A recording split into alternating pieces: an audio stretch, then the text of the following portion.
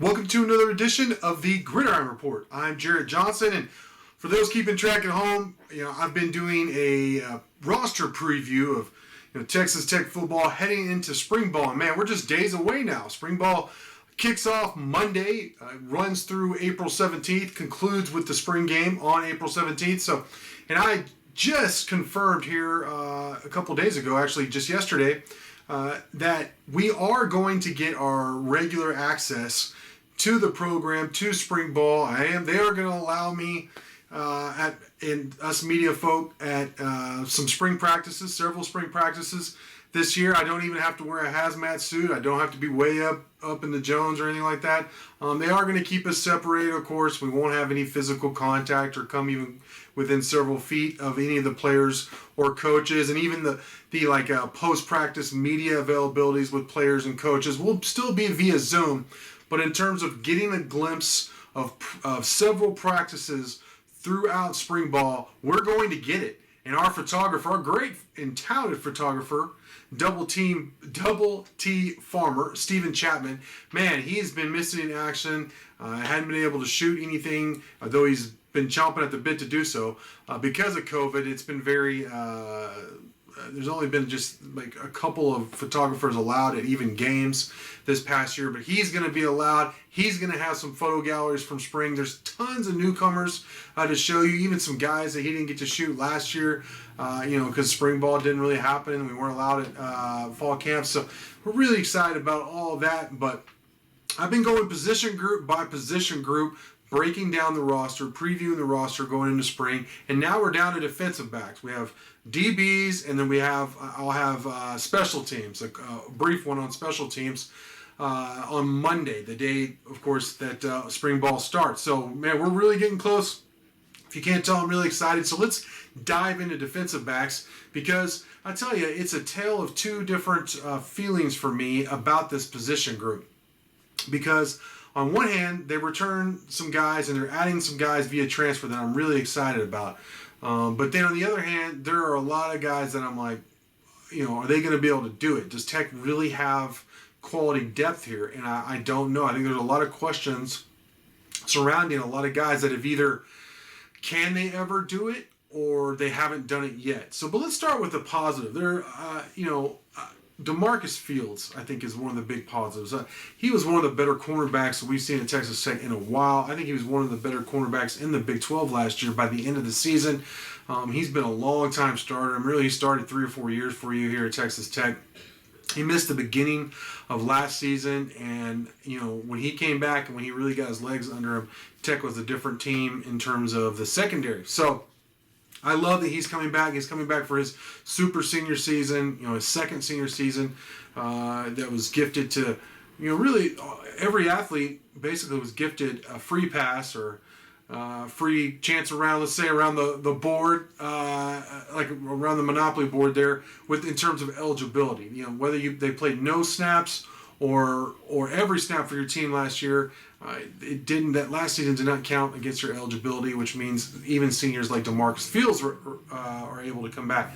And then Eric Monroe is a guy who started every game for you at safety, and there are some plays that he did not make that really bothered me last year. The really weak effort on a Kansas State tight end, which was a really costly play. He rambled down the sideline on a big play late in the game after Tech had taken a late lead. That bothered me. Now, that being said, Monroe, like I said, he started every game. He played his best game late. He did show some physicality. He will hit you, and he does have some skills in terms of in coverage. So I do like Eric Monroe. I do think he's a quality player. I am glad he's coming back. I think that's really nice. Let's talk about some of the transfers that they've added here, and 3 big ones. 3 guys who are transferring from Power 5 programs, guys who started at Power 5 programs, beginning with Marcus Waters, who was a top 50 overall player in the transfer portal, according to 24/7 Sports. Now, to give you an idea of what that means, there was, last I heard, was 850 guys in the transfer portal. There's got to be over 1,000 this cycle. There's just so many guys, just a flood of transfers. So to be in the top 50, that's pretty elite And Marcus Waters is a guy who was really productive at Duke.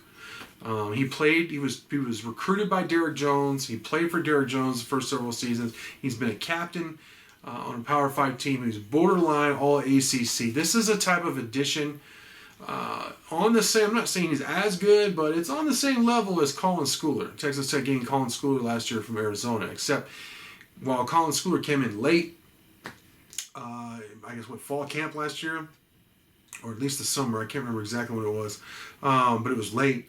Marcus Waters is coming in. He's already on campus for spring ball, so that's huge. And Coach Wells said in a somewhat recent press conference that Waters has already taken on a leadership mantle, which doesn't surprise him. So he's a good football player. He's going to be one of your better players on the defense. Going to be one of the better players on your team. Period. So you feel really good about your two senior safeties, guys who transferred in from Power 5 schools. Of course, Eric Monroe played last year. Now Waters. That if those guys stay healthy, that's a pretty good tandem. That's about as good a safety tandem as Texas Tech, at least, has had in quite a while.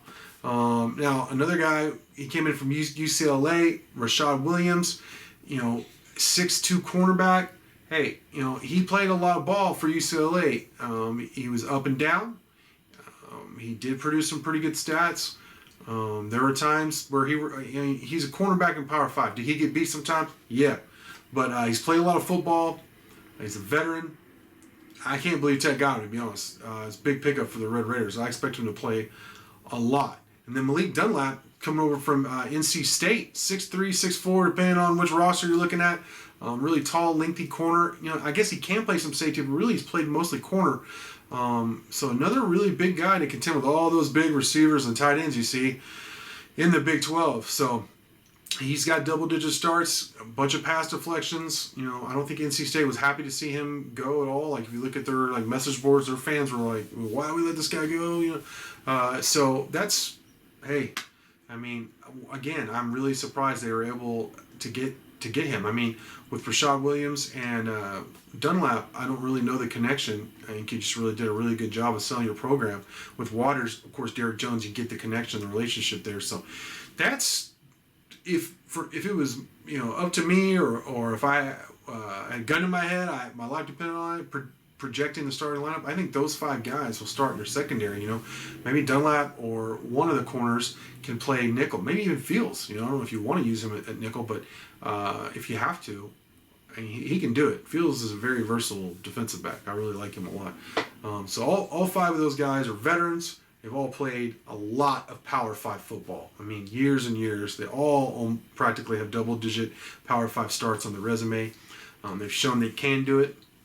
They also have shown they could use some improvement. So I like that. Now, this is where I start getting curious. What are they going to do in terms of backups? Because you start looking down the roster. I have, after Adam Beck just recently announced his transfer, they've had some other guys transfer out or move on, but you start looking at the roster now, and there's a lot of questions. Dadrian Taylor Demerson's a guy, he's played some, but has he been all that great? I don't know. We'll see if he can take another step. If he can, then great. That would be wonderful. But I think you have to right now be curious until he does it. Adrian Frye, it's a great mystery. Freshman All-American. Sophomore, he was terrible. Last year, he was invisible. He couldn't get on the field. So what happened to him? Is he able to return to form? Is he going to be able to play? Is he going to be a factor? I don't know. That's a really curious case there, Adrian Frye. Xavier Martin, he was recruited here as a quarterback by Coach Kingsbury, and he's immediately moved to receiver. And then this current coaching staff gave Martin another chance to try a quarterback, and he was quickly moved to defensive back. So that's where Xavier Martin has been defensive back here recently, and he didn't get on the field much last year, so I don't know if we should expect much. Seth Collins, he's 80 years old now. I think he's a 7th-year senior. He's just always heard he played quarterback and receiver at Oregon State. He played some receiver at Texas Tech with some success. his first year here, but he's been hurt a lot the last couple of years. He played a little bit of safety last year. He looked awkward, to be quite honest. He has the athleticism for it, but I don't know if he has the physicality or the experience, the chops really to play safety.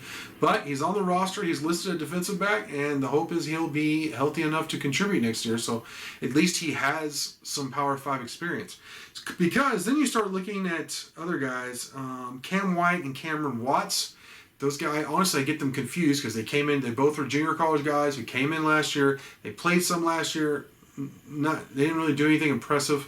But, it was the first year. It was a very weird year, COVID year. So we'll see if they can develop this offseason. But I think it would be disingenuous not to question, can they do it? We'll have to see. And then you have 3 freshmen who knows? I really liked a couple of these guys. Actually, I really liked all 3 of these guys when Coach Wills and staff, defensive coordinator Keith Patterson signed them. But they were freshmen last year. Of course, they're still freshmen now, but we'll have to see after offseason how they develop. Nate Floyd, cornerback, like I said, I really like that guy. Kobe Minor, safety out of Lake Dallas, really like him too. And Jonathan Davis out of South Oak Cliff. Once again, very versatile safety. I'm curious to see what all those guys can do and if they're ready to play, now, because I think Texas Tech's going to need them. So, maybe Texas Tech goes back to the transfer portal and tries to get another DB. At this point, I think they only have 1 or 2 scholarships to play with. It would have to depend on if they can move some scholarships forward, or maybe get somebody to blue shirt or something like that, or gray shirt. We'll have to see. But they do need some help at defensive line. I think they could use one more guy through the transfer portal, and then possibly a DB, because like I said, I like the starters, I like the frontline guys. I'm really concerned about depth, and we all know 12-game season, it's a game of attrition football. Guys are going to go down.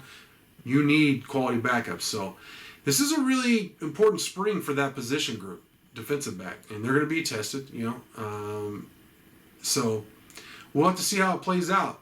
Really, it's a really, really interesting position group, and something I'm going to be keeping an eye on. I'm very thankful I'm going to get to see in person this spring, and then, of course, we'll see what happens with fall camp and going into next year. So with that, I want to thank you for watching, and until next time.